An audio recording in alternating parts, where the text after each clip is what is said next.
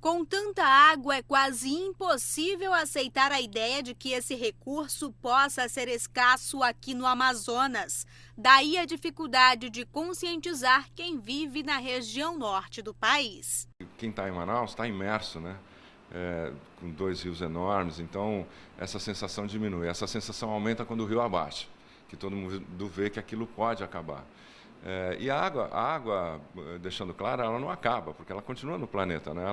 Ela se transforma, mas ela se transforma em esgoto, em água não potável, em água de mau uso. E o grande desafio agora é trabalhar no uso racional da água, efetivamente. Nós temos produção de água, reservação de água e redistribuição, mas ainda há baixa pressão e, às vezes, desabastecimento em determinadas áreas.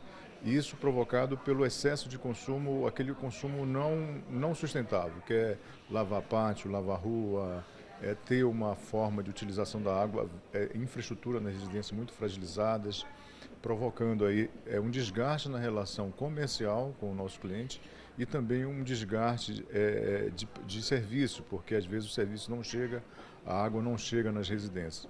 Economia e conscientização ambiental andam lado a lado quando se fala em sustentabilidade. Pensando assim, esta empresa do Polo Industrial de Manaus, há 3 anos implantou na fábrica um sistema de reaproveitamento da água da chuva. Só no ano passado, a gente economizou mais de 1.100.000 litros de água com todas as atividades de racionalização de consumo de água dentro da planta.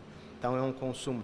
Para a gente poder ter ideia do que isso significa, essa quantidade de água ela é necessária, ela é suficiente para abastecer uma cidade de 10.000 habitantes por um dia. A rede capta a água da chuva através do telhado da fábrica. A coleta é direcionada para as calhas laterais. De lá, seguem para tubulações que dão acesso a 10 reservatórios. A maior parte dessa água é usada para a refrigeração da fábrica e de máquinas industriais.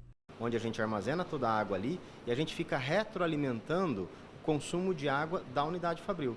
Nós temos umas torres de refrigeração que são usadas para refrigerar o ar-condicionado da fábrica, para fazer o ar-condicionado da fábrica funcionar, só que todo esse processo funciona mais ou menos como um ar-condicionado de shopping, né? Todo esse processo usa água gelada para fazer a refrigeração. E durante o uso do dia, essa água evapora, ela é perdida. Aí então entra o nosso processo de captação de água de chuva, que ele vai repondo os níveis de água necessários para funcionar esse sistema no decorrer do dia. A água da chuva também é usada no sistema de testes de vazamento das carretas que transportam os produtos. Cada teste dura em torno de 3 minutos, com um gasto médio de 500 litros de água por carreta. E todos os dias, uma média de 20 carretas passam pelo chuveirão. Terminado o teste, volta para o reservatório para nova utilização.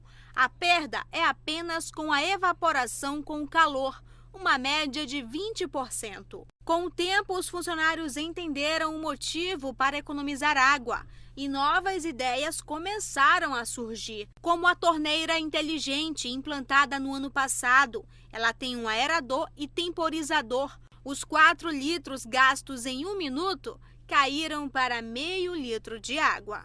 Não há dúvidas que uma fábrica com mais de 1.000 funcionários consuma todos os dias uma grande quantidade de água, seja para o uso e higiene dos funcionários ou mesmo para o processo fabril.